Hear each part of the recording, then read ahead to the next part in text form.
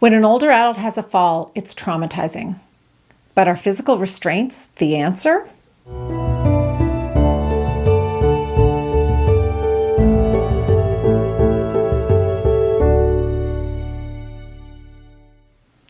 What do I mean by restraints? Well, a restraint is any device, action, or procedure that restricts a person's freedom of movement. Or it could restrict a person's access to a certain part of their body. So for example, if there's a tube in someone's nose, we might tie their hand to the bed so that they can't have access to their nose. Physical restraints are still used pretty commonly. So in hospitals, the rate of restraint use is around 9%. In long-term care homes, it's as high as 26%. And even in the community, restraint use can be used by up to about 25% of people. Restraints in hospitals can look like soft restraints, so those things that tie around a person's arm or leg, and then usually the other end is tied to the bed to restrict the movement of that limb. There is the bed rails. A lot of people don't think of bed rails as being restraints, but they are. So you can imagine if you have all the bed rails up on both sides of the bed, it's pretty hard to get out of there. That's a restraint.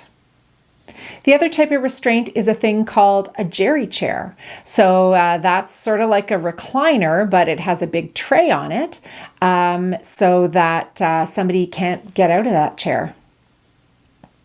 There's also seat belts that'll keep somebody in a wheelchair or another type of chair.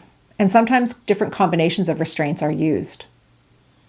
They're not perfect, and sometimes you will hear nurses or other people joking about somebody being kind of a Houdini, which means that they got out of their restraint, and that can certainly happen. So physical restraints are being used commonly, and they're usually being used with good intentions. So we're wanting to, as I mentioned, protect that catheter or that IV site. We don't want the person to pull it out. Or it might be because we're worried about the person falling. But could restraints do more harm than good? So what are the downsides to using a physical restraint? Well, they can fall into one of three categories. So there can be physical consequences like getting skin breakdown or getting a pressure ulcer because a person is so immobilized that they're not able to move around enough to take pressure off certain areas of their skin. A person who's in a restraint is more likely to have urinary incontinence because they can't have access to the bathroom. As well, there can be some serious injuries related to restraints. In the US, between 1986 and 2004, 410 people died as a result of bed rails. And they died by either getting smothered between the bed rail and the mattress or sort of strangling between other parts of the bed rail. Another 300 people sustained serious injuries from bed rails. So they can be physically dangerous.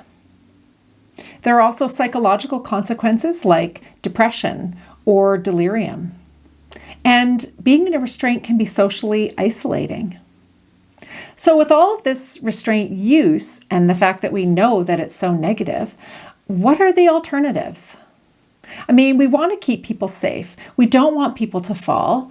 So what else could we do?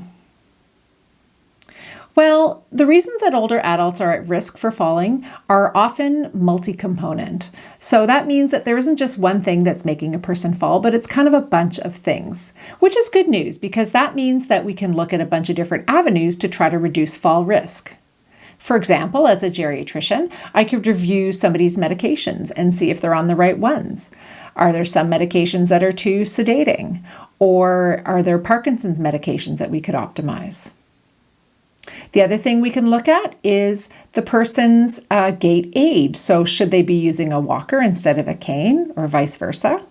How about footwear, lighting, all kinds of environmental things we can do to reduce the risk of falling. But in the end, we usually can't reduce the risk of having a fall to zero. We can do things to reduce that risk, but usually we can't eliminate it completely.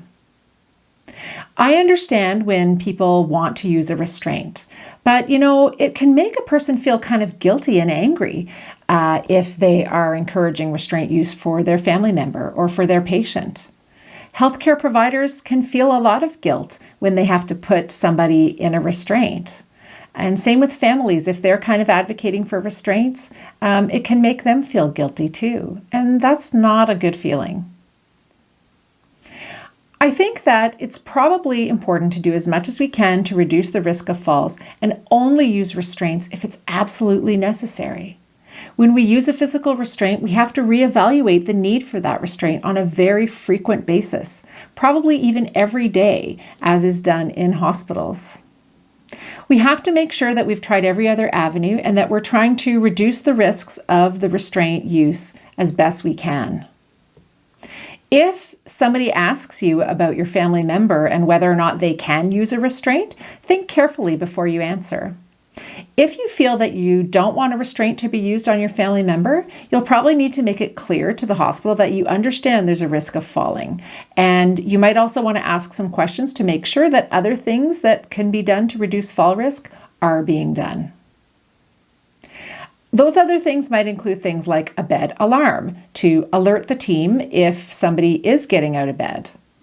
We can also use beds that are very low to the ground or sometimes put a mattress on the ground next to the bed. Those interventions aren't perfect, but they can be more acceptable than restraint use for some, and they don't have those same negative consequences as the physical restraints. I hope this has been helpful. Physical restraint use is a difficult topic, but please don't restrain yourself from leaving a comment.